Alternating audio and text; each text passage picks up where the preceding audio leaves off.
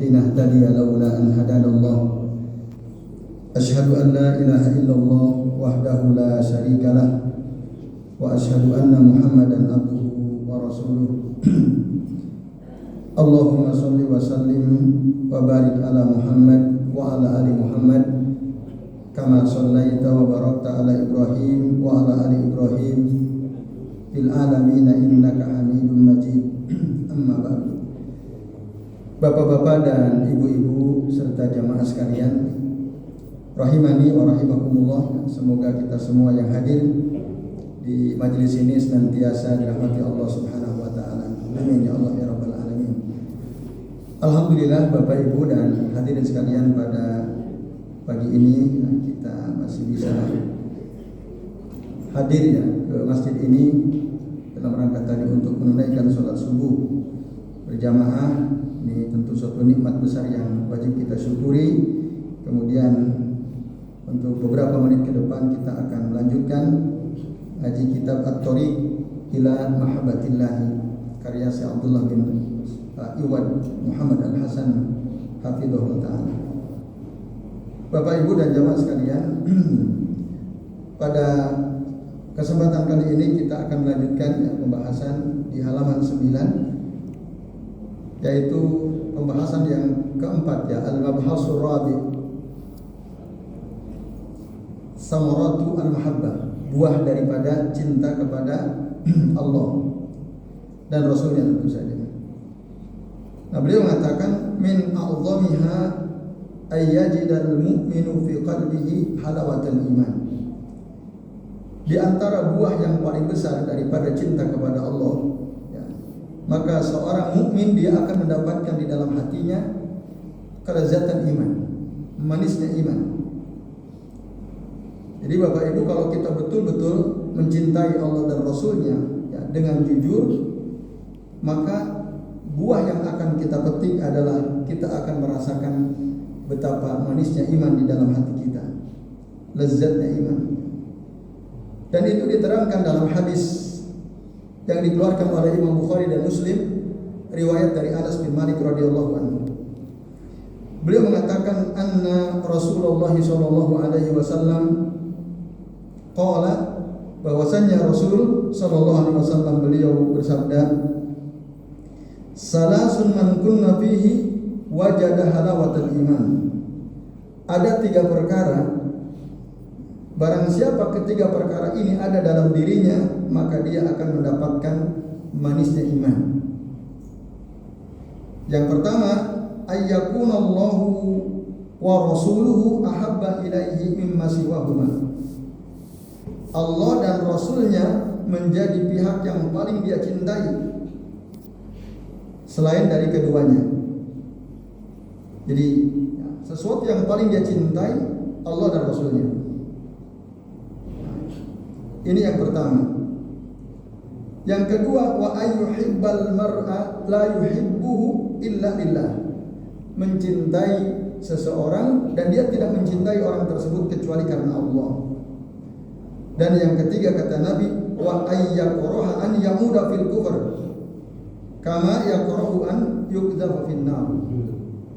Dia benci kembali kepada kekufuran sebagaimana dia benci untuk dilemparkan ke dalam api neraka. Nah, ini Bapak Ibu dan jamaah sekalian, a'azani Allah wa iyyakum ajmain. Hadis akhrajahu Al-Bukhari wa Muslim.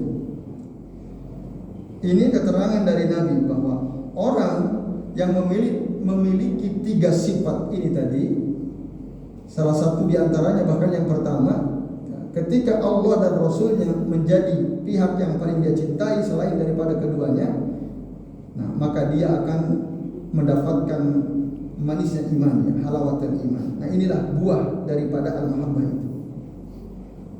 Nah, dalam hadis ini kata saya Abdullah Iwad Muhammad Al-Hasan, fahadal hadis yubayyin athara mahabbatillahi wa rasulihi fi qalbil mu'mini wa huwa an yajida halawatal iman. Jadi hadis ini menjelaskan pengaruh atau buah cinta kepada Allah dan Rasulnya di dalam hati seorang mukmin, yaitu dia akan mendapatkan manisnya iman dalam hatinya. jika dia tadi memiliki ketiga sifat tersebut.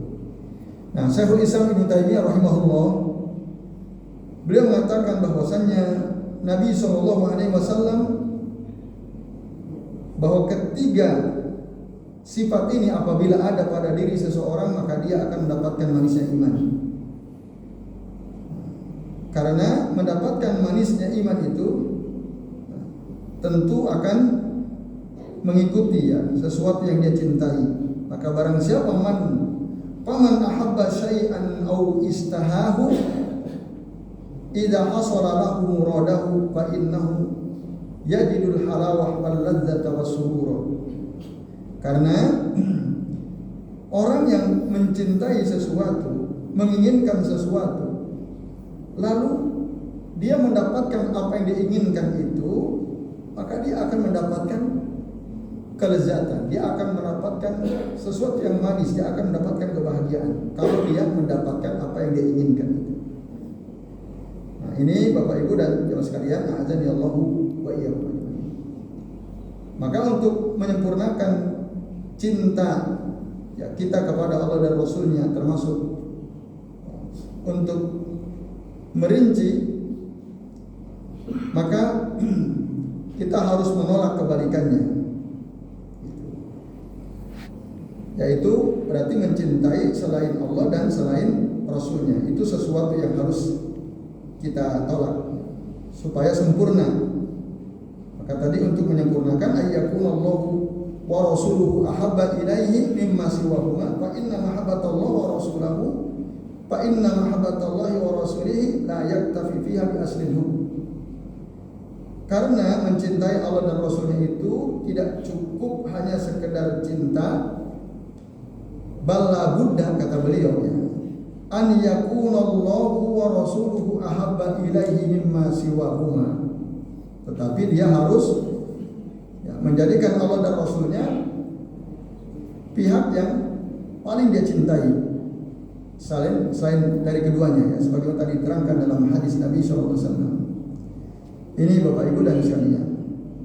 Sementara sebaliknya adalah an yakraha diddal iman a'zam min karahatihi ya al-ilqa'i finnar.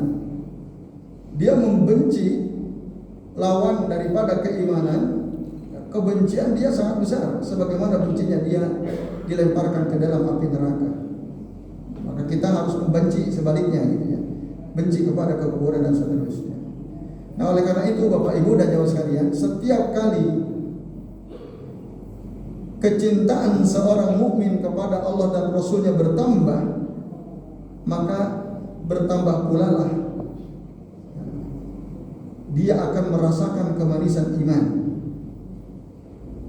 Karena iman itu ya, merupakan ya, sesuatu yang manis, yang lezat terasa di dalam hati gitu, membahagiakan, dan tidak mungkin bisa diungkapkan kecuali orang yang bisa merasakan manisnya iman. La yumkinu at-ta'biru anhu illa liman zaqahu, katanya. Dan dalam hal ini manusia bertingkat-tingkat. Wan nas mutafawituna fi dzauqil iman wal ladh bihi tafawutan 'aziman la ya'lamu illa Allah jalla jalaluhu. Dalam hal ini Bapak Ibu, orang yang merasakan manisnya iman itu bertingkat-tingkat, tidak sama antara satu dengan yang lainnya. Dan tidak ada yang tahu kecuali Allah Azza wa Jalla. Maka tadi semakin kuat kecintaan dia kepada Allah dan Rasulnya, semakin dia akan bisa merasakan manisnya iman. Nah itu bertingkat-tingkat, berlevel-level.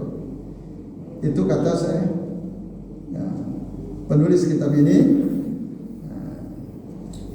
yaitu Syekh Abdullah Iwan Muhammad Al-Hasan. Lalu Bapak Ibu dan jemaah sekalian mengatakan, jadi yang dimaksud ya, orang-orang mukmin dia akan mendapatkan, karena dia mencintai Allah dan Rasulnya, manisnya rasa iman yang sesuai dengan cintanya dia kepada Allah dan Rasulnya. Dan akibat daripada cinta ini, maka dia akan an yakunal mar'u ma'a man ahabba. dia akan bersama orang yang dicintainya, sebagaimana itu diterangkan oleh Nabi Shallallahu Alaihi Wasallam. Jadi, paman ahabba Rasulullah Shallallahu Alaihi Wasallam kana ma'ahu fil jannah. Orang yang cinta kepada Rasul Sallallahu Alaihi Wasallam, maka dia akan bersama Nabi di dalam surga biidznillah, dengan izin Allah Azza wa Jalla tentu saja. Nah, jadi Bapak Ibu, lalu kata beliau, seandainya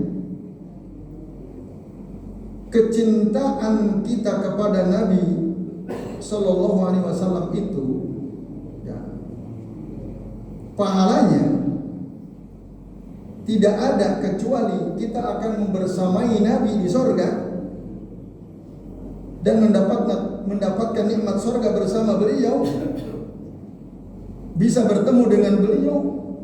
Andai kata cuma itu pahalanya, lakafa, itu udah cukup. Andai kata cuma itu. Nah, jadi kalau kita cinta kepada Nabi Shallallahu Alaihi Wasallam, Bapak Ibu dan jemaah sekalian, tidak ada pahala kecuali kita akan membersamai beliau, mendapatkan nikmat bersama beliau di surga, itu cukup. Karena ini nikmat besar. Makanya pernah kata Anas bin Malik, ada suatu ketika ada seseorang bertanya kepada Nabi SAW, mata sa'ah ya Rasulullah, kapan hari kiamat wahai Rasulullah? Lalu Rasul menjawab, mada a'dadta laha, apa yang sudah engkau siapkan untuk menghadapi hari kiamat itu? Lalu dia mengatakan, ma'a'dadtu laha min kasiri sholatin wala saumin wala sadaqah. Aku tidak menyiapkan untuk menghadapi hari kiamat dari banyaknya sholat, dari banyaknya berpuasa, dari banyaknya bersedekah. Artinya dia sholat, dia puasa, dia sedekah, tapi tidak terlalu banyak. Gitu. Walakinni uhibbullah wa rasulah. Tapi aku mencintai Allah dan Rasulnya. Wahai Rasulullah, kata orang ini ya. Maka apa kata Nabi? Qal anta ma'a man ahbabta. Engkau kelak nanti akan bersama orang yang engkau cintai. Nah, walaupun mungkin sholatnya tidak sehebat sholat Nabi, puasanya tidak sehebat puasa Nabi, sedekahnya tidak sehebat sedekah Nabi, tapi kalau dia betul-betul cinta kepada Nabi, beliau akan bersama Nabi kelak nanti di surga. Nah, ini Bapak Ibu dalam hadis Sahih Bukhari. Maka Anas setelah beliau menyampaikan hadis ini, kata beliau, "Fama qarahna bi syai'in farhana bi qaulin Nabi sallallahu alaihi wasallam. Ya, anta ma'a man ahbabta." Tidaklah kami merasa bahagia dengan sesuatu, ya, suatu kebahagiaan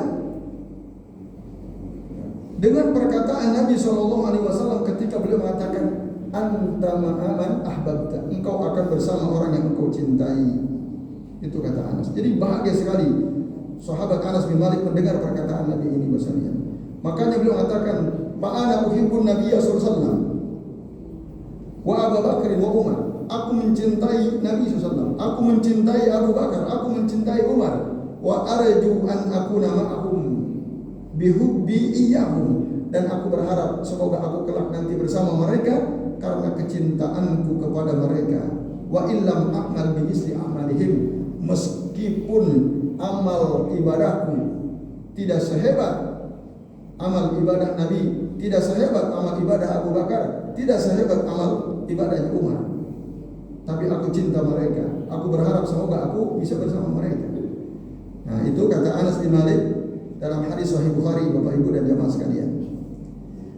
Kemudian Abdullah bin Mas'ud radhiyallahu anhu, beliau berkata, kata beliau, ada seseorang datang kepada Rasulullah sallallahu alaihi wasallam, lalu dia berkata, ya Rasulullah, kaifa taqul fi rajulin ahabba qauman wa lam yalhaq bihim?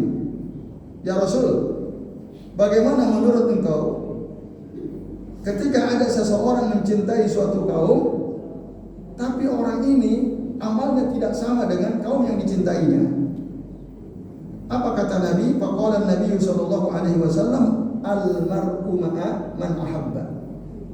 Nah, orang itu nanti kelak akan bersama orang yang dicintainya. Walaupun mungkin amalnya, kehebatannya tidak seperti orang yang dicintainya itu. Nah, maka Bapak Ibu, hadis-hadis tadi menjelaskan bahwa seseorang itu kelak nanti akan bersama ya, orang yang dia cintai, selama cintanya dia kepada orang tersebut, ya Bapak Ibu, sebabnya adalah mahabbatul a'mali as-salihah wa ahliha. Sebabnya adalah karena dia mencintai amal-amal soleh dan para pelaku amal soleh tersebut. Nah, inilah dia fal mahabbatus sahihah. Inilah dia cinta yang benar, taqtadi musyarakatahum fi asli amalihim wa huwa fi'lul wajibat wa tarkul munkarat. Jadi cinta yang benar, cinta yang jujur itu Bapak Ibu pasti akan membuat orang yang mencintai tadi membersamai orang-orang yang dicintainya dalam amalan mereka, baik ya dalam amalan wajib atau dalam meninggalkan kemungkaran-kemungkaran. Misalnya kita cinta kepada Nabi, kita cinta kepada para sahabat, itu bukan hanya sekedar pernyataan aku cinta kepada Nabi, aku cinta kepada para sahabat, tetapi konsekuensinya kita pasti akan berusaha untuk mengikuti amalan-amalan mereka. Itu maksudnya. Kita akan berserikat dalam amal-amal soleh mereka, melakukan apa yang wajib, meninggalkan apa yang mungkar. Pasti seperti itu konsekuensinya. Nah, walaupun mungkin tadi ibadah kita tidak sehebat ibadah Nabi dan para sahabat, wa in lam yablugh darajatuhum fit taqarrubi ila Allah azza wa jalla. Cara kita ibadah tidak sehebat, tidak sedahsyat para sahabat Nabi SAW. Tapi karena kita cinta kepada beliau-beliau itu, kata Nabi, maka kita kelak nanti akan bersama mereka. Nah, oleh karenanya perkataan seseorang tadi kepada Nabi ketika ditanya oleh Nabi, apa yang sudah engkau siapkan untuk menghadapi hari kiamat? Dia mengatakan, aku tidak menyiapkan dari banyaknya sholat, min kasiri sholatin wala saumi wala sholatin, dengan banyaknya puasa, dengan banyaknya sholat. Nah, ini maksudnya dia tidak lebih apa yang dia telah lakukan untuk menghadapi hari kiamat itu kecuali yang wajib-wajib ya, berusaha memang menambah dengan yang sunnah, tapi mungkin tidak sebanyak orang-orang yang dicintainya. Kalau dibanding dengan perbuatan Nabi, dibandingkan dengan para sahabat senior, itu tidak seperti mereka. Tapi aku cinta kepada Nabi, aku cinta kepada para sahabat. Nah, ini Bapak Ibu dan sekalian, maka kelak Allah akan menjadikan kita bersama mereka. Makanya Anas tadi clear, beliau katakan, aku mencintai Nabi, aku mencintai Abu Bakar, aku mencintai Umar. Aku berharap semoga aku bisa bersama mereka karena aku cinta kepada mereka. Walaupun tadi aku tidak beramal sebagaimana ya hebatnya amalan mereka. Nah, oleh karena itu Bapak Ibu, ringkasan atau ringkasnya dari apa yang tadi sudah kita bahas di atas, bahwa orang yang mencintai Rasul dengan cinta yang benar, pasti dia akan ittiba kepada Nabi. Gitu. Nah, kalau kita ittiba kepada Nabi, itulah yang akan menyebabkan kita ada bersama Nabi kelak nanti di surga. Gitu. Nah, akan dimuliakan oleh Allah Subhanahu wa taala. Adapun kalau hanya sekedar klaim pengakuan saja tanpa ittiba kepada Nabi SAW, maka falai yasila sahibuhu ila hadhihi al-ma'iyyah ya, ma lam yuhaqqiq al-ittiba. Jadi orang kalau cuma ngomong toh, saya cinta kepada Allah, saya cinta kepada Nabi, tapi kok nggak ittiba Nabi? Sholatnya tidak seperti sholat Nabi, caranya gitu maksudnya. Ibadahnya, dia melakukan ibadah-ibadah yang tidak diajarkan oleh Nabi. Zikirnya, dia buat zikir-zikir baru yang tidak juga diajarkan oleh Nabi misalnya. Tidak ittiba kepada Nabi. Sesuatu yang tidak Nabi lakukan, dia malah justru melakukan. Sesuatu yang dilakukan Nabi justru dia meninggalkan misalnya. Bahkan dia lebih mendahulukan sesuatu yang tidak diajarkan Nabi daripada apa yang diajarkan Nabi. Katanya dia cinta kepada Nabi. Nah, maka orang yang seperti ini, walaupun dia ngaku aku cinta kepada Nabi, maka dia tidak akan bisa membersamai Nabi Shallallahu Alaihi Wasallam karena dia tidak ittiba. Ini Bapak sekalian. Maka Hasan al-Basri rahimahullah beliau mengatakan, Ibnu Adam la tagtar bi qauli may yaqulul mar'u ma'a man ahabba. Ya Ibnu Adam la tagtar bi qauli man yaqul al mar'u ma'a man ahabba. Wahai anak Adam, wahai manusia, janganlah kamu tertipu dengan perkataan orang yang mengatakan bahwa seseorang itu akan bersama orang yang dicintainya. Jangan tertipu hanya dengan ucapan itu, kata beliau. Karena apa? Annahu man ahabba qauman ittaba'a atharahum wa la yulhiqu bil abrari hatta tatba'u atharahum. Karena orang yang mencintai suatu kaum, dia pasti akan mengikuti amalan mereka. Dan tidaklah mungkin seseorang bisa menyusul orang-orang baik sampai dia mengikuti amalan mereka, sampai dia mengikuti petunjuk yang diikuti oleh mereka, sampai dia mengikuti sunnah mereka. Gitu. Nah, pagi sore wa anta ala manhajihim, engkau berada di atas manhaj mereka, jalan mereka. Harisun ala antakuna minhum, engkau semangat untuk bisa bersama dengan mereka, berjalan mengikuti jalan mereka, mengambil jalan mereka, walaupun barangkali amalmu tidak sehebat amalan mereka. Nah, ini Bapak Ibu dan sekalian. Maka yang penting adalah kita berusaha istiqomah untuk mengikuti Nabi dan para sahabat. Ya, kalau memang betul-betul kita mencintai mereka. Jangan sampai seperti orang Yahudi, orang-orang Nasrani katanya. Mereka ngaku mencintai Nabi, tapi mereka tidak mengikuti Nabinya. Bahkan dirubah-rubah syariat Nabinya. Orang Yahudi, orang Nasrani dulu Bapak Ibu juga disuruh puasa. Kan jelas ayatnya, ya ayyuhalladzina amanu kutiba alaikumusiyam kama kutiba 'alal ladzina min qablikum la'allakum tattaqun. Dalam Al-Qur'an. Wahai orang-orang yang beriman, diwajibkan atas kalian berpuasa sebagaimana diwajibkan kepada orang-orang sebelum kalian agar kalian bertakwa. Dulu syariat puasa Ramadan ada pada orang Yahudi, ada pada orang Nasrani, tapi mereka rubah-rubah Bapak Ibu. Akhirnya sekarang nggak ada lagi. Ramadan itu punya dua makna. Kata Ramadan dari kata Ramadan artinya yang pertama panas sekali. Jadi bulan Ramadan itu dulu panas. Atau kalau tidak maknanya dingin sekali. Maka kata Ramadan itu adalah kalimatun laha maknayani ya, muta'aridhani.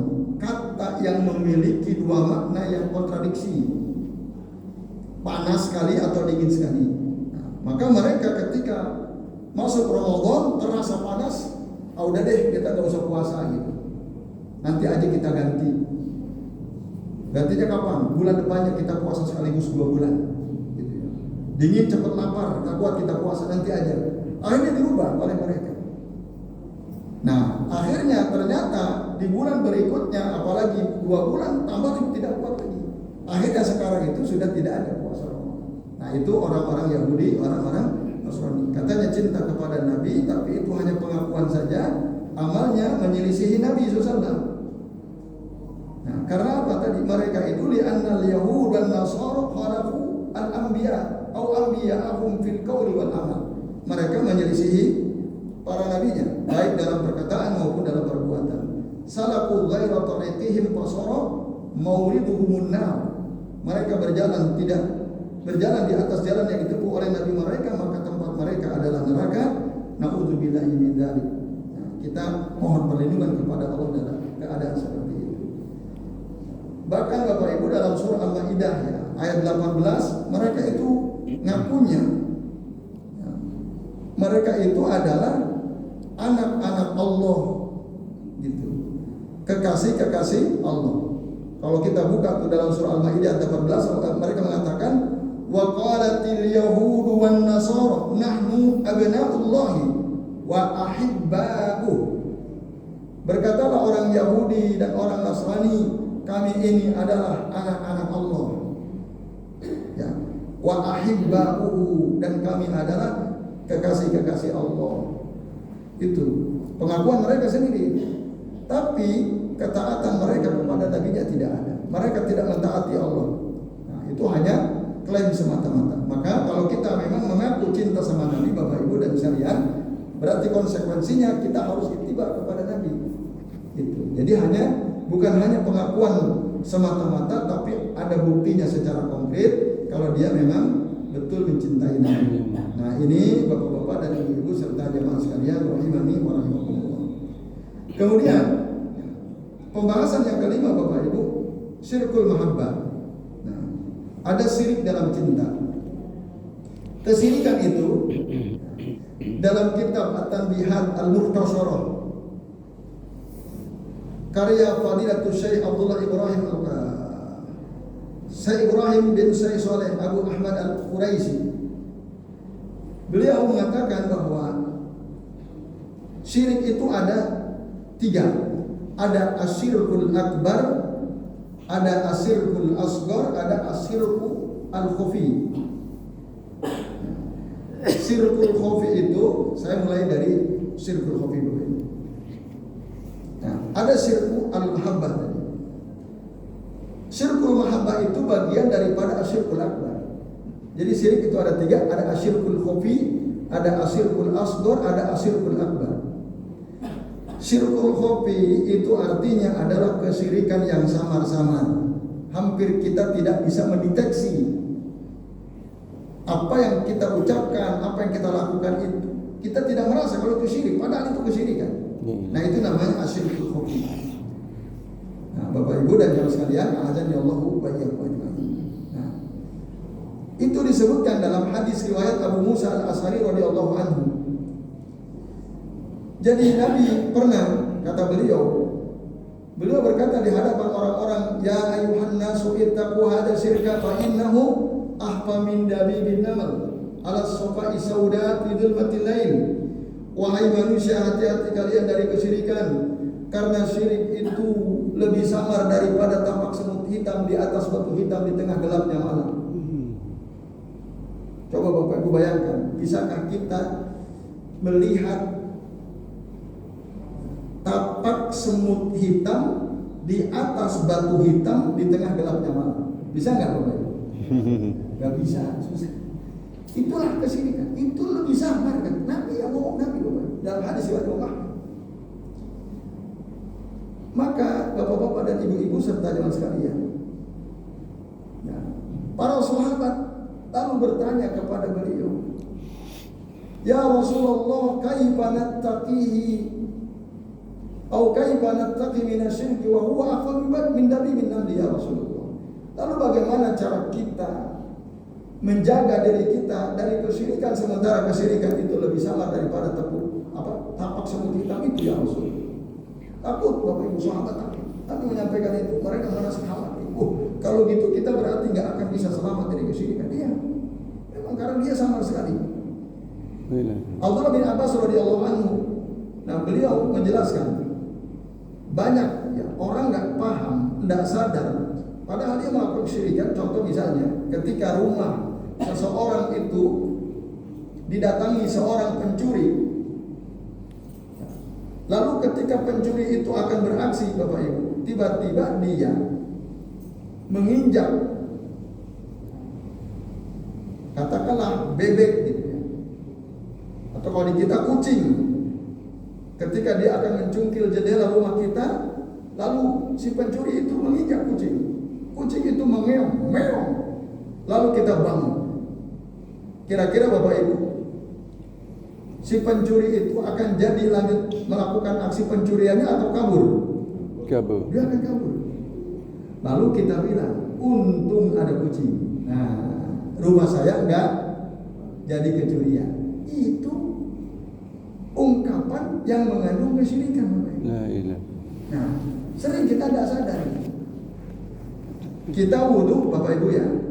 Setelah wudhu kita mau masuk ke masjid, kepleset. Pas kita mau jatuh, ada teman kita pegangan. Wah, untung ada kamu, aku nggak jadi jatuh. Itu juga kalimat yang mengandung kesyirikan. Nah ini makanya dia samar. Banyak orang tidak merasa.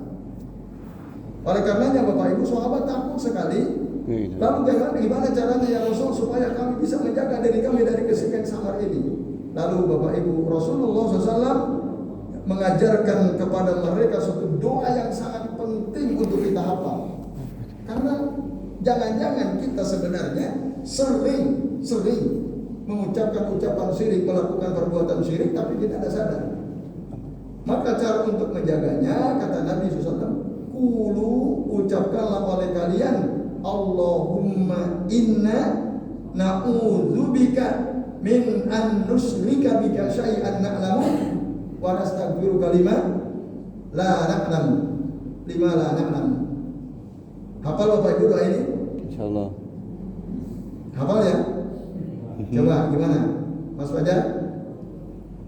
Allahumma inni a'udzubika an usyrika bika Allahumma inni a'udzubika an usyrika bika la a'lam wa la na'lam. Allahumma inni a'udzubika an usyrika bika syai'an a'lamu wa astaghfiruka lima la a'lam. Itu Bapak Ibu ya. Kita bareng-bareng ya.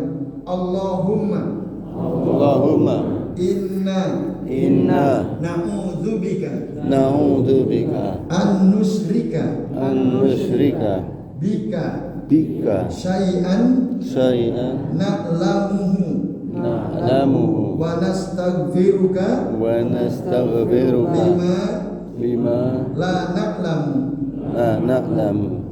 Allahumma inna na'udzubika min an nusyrika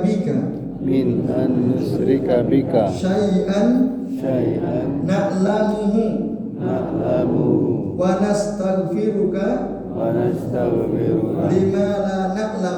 lima la na'lamu. Sekali lagi, Allahumma inna na'udzubika min an nusyrika bika syai'an na'lamuhu wa nastaghfiruka lima la na'lamu. Sampun hafal Bapak Ibu? Dereng ya. Ini perlu dihafal. Ini penting banget ini. Ya, nanti kalau ada panitia menemukan doa ini bisa di-share ya ke grup jamaah barangkali. Inilah kata Nabi SAW, kalau kamu ingin terpelihara dirimu dari kesyirikan, bacalah doa ini. Allahumma artinya ya Allah, inna na'udzubika, sesungguhnya kami memohon perlindungan kepada Engkau, min an nusyrika bika syai'an na'lamu, dari berbuat syirik, mensekutukan Engkau dengan sesuatu yang kami sadari, yang kami tahu. Wa nastaghfiruka lima la na'lam, dan kami memohon ampun kepada Engkau dari kesyirikan yang kami tidak sadari, tidak kami ketahui. Nah inilah Bapak Ibu doa yang diajarkan oleh Nabi SAW supaya kita terbebas dari kesyirikan, diampuni oleh Allah, dijaga oleh Allah supaya kita tidak berbuat syirik. Sungguh sangat dahsyat doa ini, langsung diajarkan Nabi kepada para sahabat. Maka sungguh sangat rugi jika ilmu ini sampai kepada kita lalu hilang begitu saja ya, tidak menjadi amalan. Ini dahsyat Bapak Ibu ya. Karena nanti ya, di akhirat bisa jadi banyak orang tercengang, ya dulu kan saya begini kok begini nasib saya. Karena tadi dia tidak berusaha menjaga dirinya dari dosa besar ya, dosa bahkan yang tidak akan diampuni oleh Allah Ta'ala, yaitu kesyirikan. Nah ini yang pertama, ada asyirku al-khofi namanya. Nah yang kedua ada asyirkul asghar, syirik kecil. Nah maka syirik asghar ini kata Nabi itu adalah riya. Ya, Bapak Ibu dan jamaah sekalian, azani Allah wa iyyakum ajmain. Nah, jadi orang yang ketika dia beramal lalu dia ingin dipuji orang, maka amalan dia berarti mengandung kesyirikan. Jadi yang dia inginkan itu adalah pujian dari orang lain, bukan karena Allah Subhanahu wa taala dalam amalnya. Maka kata Nabi, perkara yang paling aku takuti terjadi pada diri kalian adalah asyirkul asghar. Lalu sahabat tanya, ya Rasulullah, wa ma syirkul asghar ya Rasulullah? Qal ar-riya, kata Nabi sallallahu alaihi wasallam. Inna akhwafa ma akhafu alaikum asyirkul asghar. Sesungguhnya perkara yang paling aku takutkan terjadi pada diri kalian adalah syirik kecil. Lalu sahabat tanya, wa ma asyirkul asghar ya Rasulullah? Apa itu syirik kecil ya Rasulullah? Beliau mengatakan ar-riya, yaitu riya. Lalu yang ketiga asyirkul akbar, Bapak Ibu. Nah, syirik besar. Nah, syirik besar itu ada 4. Ya, Bapak Ibu dan sekalian, yang pertama adalah syirkud dakwah. Yang kedua syirkun niyah. Nah, yang ketiga syirku al-mahabbah. Nah, ini ada syirku al-mahabbah. Lalu yang keempat syirku ta'ah. Apa itu syirku ad-dakwah? Syirik dalam berdoa. Nah, ini syirik besar, Bapak Ibu. Syirik besar. Maksudnya apa?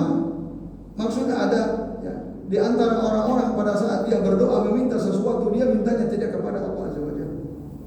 Dia minta kepada batu, minta kepada penjaga gua, penjaga gunung Merapi, penjaga laut selatan misalnya. Mintanya ke mereka. Nah, ini namanya syirku dakwah. Nah, maka ini termasuk syirkul akbar. Bapak Ibu dan sekalian, azan ya Allah ajma'in. Maka di dalam surah Al-Mu'minun ayat 111 mengatakan, wa may yad'u ma'allahi ilahan akhar la burhana lahu bihi fa innama hisabuhu inda rabbih innahu la yuflihul kafirun. Barang siapa yang berdoa ma'allah, bersama dengan Allah, ilahan akhar, kepada Tuhan yang lain, la burhana lahu, yang tidak ada bukti bahwa dia layak kita minta kepadanya, fa inna hisabuhu inda rabbi, sesungguhnya hisabnya nanti di sisi Allah Tuhannya. Innahu la yuflihul kafirun, sesungguhnya orang-orang kafir itu tidak beruntung, maksudnya tidak akan masuk surga. Nah, ini Bapak Ibu, jadi itu yang disebut syirku dakwah. Maka kalau kita berdoa itu jangan berdoa kecuali hanya kepada Allah Ta'ala. Maka dalam surah Ghafir ayat 60 katakan, ud'uni astajib lakum. Berdoalah kalian kepadaku, maka aku akan ijabah doa kalian. Termasuk kalau kita umroh, berangkat ke Makkah, ke Madinah, di Madinah misalnya. Setelah kita sampai di Madinah, lalu kemudian kita ziarah ke makam Rasul, lalu kita berlama-lama di situ berdoa untuk hajat kita, wah itu bisa menjerumuskan kita pada kesyirikan. Makanya askar-askar di sana pasti akan mengusir orang yang lama-lama di dekat makam Nabi SAW. Dalam rangka apa? Untuk mengantisipasi jangan sampai ada orang melakukan kesyirikan di situ. Ada orang yang ngerasa kalau saya berdoa di dekat makam Nabi nanti doa saya akan mustajab. Itu enggak ada. Ziarah itu adalah untuk mendoakan orang yang meninggal, bukan untuk kepentingan kita. Kalau kita ziarah kubur, kok berdoa untuk kepentingan diri kita karena kita meyakini kalau saya berdoa di samping kuburan Wali Songo, di samping kuburan Kiai Fulan, di samping kuburan Habib Fulan, maka doa saya akan dijawab. Nah, ini bahaya, ini syirku dakwah namanya. Oh, doa itu sama Allah. Jangan berdoa kepada Allah Azza wa Jalla. Karena ada sebagian orang begitu. Ada orang punya usaha, ingin laku usahanya, ingin laris, akhirnya apa? Tuh kamu ziarah ke makam Wali Songo, ziarah ke makam Kiai Fulan, ziarah ke makam Habib Fulan. Walaupun sekarang kan terbongkar tuh, banyak makam Habib yang palsu-palsu kan. Kalau Bapak Ibu ikut cerita kan, banyak makam Habib ternyata makam palsu, nggak ada, dibuat-buat untuk kepentingan orang-orang tertentu. Karena nanti banyak orang sodako ke situ, uangnya sampai sekarung 2 karung distorkan kepada orang tertentu, oknum. Karena gampang dibodohi masyarakat, kebanyakan itu. Jadi kalau mau berdoa, minta sama Allah dimanapun kita bisa, apalagi di masjid berdoa. Nah ini Bapak Ibu. Yang kedua, syirkun niyah. Ini syirik besar, syirkul iradah. Bagaimana maksudnya? Ketika kita beramal, niat kita ingin mendapatkan keuntungan dunia. La ilaha illallah. Nah ini Bapak Ibu hati-hati ya, syirkun niat. Contoh, ada orang rajin sholat duha. Pak, Bu, kok panjenengan rajin banget sih sholat duha? Ya biar rezekiku lancar. Jadi aku sholat duha biar rezekiku lancar. Pak, kok sedekahnya luar biasa jenengan? Iya, biar aku bisa dapat 10 kali lipat misalnya. Yang ada niat dalam hatinya dia sedekah 1 juta biar dapat 10 juta. Karena ada tuh orang yang motivasinya itu ya. Karena memang ada orang yang selalu gitu. Kamu kalau ingin dapat 10 juta, sedekahkan uangmu 1 juta. Kalau ingin dapat mobil Fortuner, Avanza mu sedekahkan, nanti kamu dapat mobil, kan gitu. Dulu ada oknumnya gitu. Ini Bapak Ibu, akhirnya orang sedekah itu berharap dia mensedekahkan mobilnya karena ini dapat mobil lebih mewah misalnya. Ini namanya syirkun niyah dalam amalan dia. Kita perhatikan dalam surah Hud ayat 15-11 Bapak Ibu. Allah Ta'ala mengatakan, "Man kana yuridul hayatad dunya wa zinataha." Barang siapa yang menginginkan kehidupan dunia dan perhiasan dunia, nuwaffi ilaihim a'malahum, maka akan kami penuhi keinginan mereka dengan amalan mereka itu. Ya fiha di dunia wa hum fiha la yukhasun. Mereka tidak akan dirugikan di dunia, dikasih nanti. Kita melakukan satu amalan karena ingin dapat kenikmatan dunia, Allah kasih. Tapi kita lihat ayat 16-nya. Ulaikal ladzina laisa lahum fil akhirati illan nar. Mereka adalah orang-orang yang kelak nanti di akhirat tidak dapat apa-apa kecuali api neraka. Wa habita ma sana'u fiha. Maka sia-sialah apa yang mereka sudah lakukan di dunia itu. Wa batilum ma kanu ya'malun. Batal semua amal mereka yang sudah mereka kerjakan. Neraka. Kita ibadah, kita beramal tujuannya untuk dapat dunia dan perhiasan dunia, dikasih memang, tapi nanti kelak di akhirat kita nggak akan dapat apa-apa kecuali neraka tadi kata Allah. Dan semua amalan yang kita lakukan itu sia-sia. Karena apa? Syirik dalam niat gitu. Niatnya kita apa? Syirik itu kan disekutukan, ada kita duakan. Apalagi kalau niatnya betul-betul hanya dunia. Menduakan niat saja itu berbahaya. Nah ini Bapak Ibu dan jamaah sekalian, azan ya Allah wa iyyakum ajmain. Lalu ada syirkul mahabbah. Jadi syirik dalam cinta. Nah ini ya. Jadi orang yang melakukan kesyirikan dalam cinta ini termasuk asyirkul akbar, syirik besar. Karena di dalam Al-Quran ya, ada ayat Bapak Ibu dan jamaah sekalian rahimani wa rahimakumullah ya. Wa minan nasi may yattakhidhu min dunillahi andada yuhibbunahum ka hubbillah. Dalam surah Al-Baqarah 165 ya. Dan di antara manusia ada yang menjadikan sesuatu selain Allah sebagai sekutu-sekutu atau tandingan-tandingan Allah. Mereka mencintai tandingan-tandingan Allah itu sebagaimana mereka mencintai Allah. Nah, itu. Kalau orang beriman, walladzina amanu asyaddu hubban lillah, orang yang beriman itu dia sangat mencintai Allah. Nah, ini Bapak Ibu dan sekalian ya. Maka jangan sampai kita melakukan kesyirikan dalam cinta, syirkul fil mahabbah. Yang terakhir syirkut ta'ah, ya, syirik dalam taat. Ketika kita mentaati sesuatu selain Allah, bahkan mendahulukan ketaatan kita kepada makhluk daripada kepada Allah, maka berarti kita telah melakukan kesyirikan dalam ketaatan. Sebagaimana diterangkan dalam surah At-Taubah ayat 31, Allah Ta'ala mengatakan, ittakhadhu ahbarahum wa rubbanahum arbaba min dunillah wal masiha ibna maryama wa ma umiru illa liya'budu ilaha wahidah la ilaha illa huwa subhanahu amma yusyrikun. Jadi mereka orang Yahudi, orang Nasrani itu menjadikan para ulama mereka, ahli ibadah mereka sebagai arbab, Tuhan-Tuhan selain Allah. Al-Masih ibnu Maryam juga dijadikan Tuhan. Padahal tidaklah mereka diperintah kecuali untuk menyembah satu Tuhan saja. Tidak ada Tuhan yang berhak disembah kecuali Allah. Maha suci Allah dari apa yang mereka sekutukan itu. At-Taubah ayat 31. Nah, Bapak Ibu sekalian, dulu seorang sahabat Adi bin Hatim bertanya kepada Nabi, "Ya Rasul, kami tidak menyembah ulama-ulama kami, tidak menyembah ahli ibadah kami."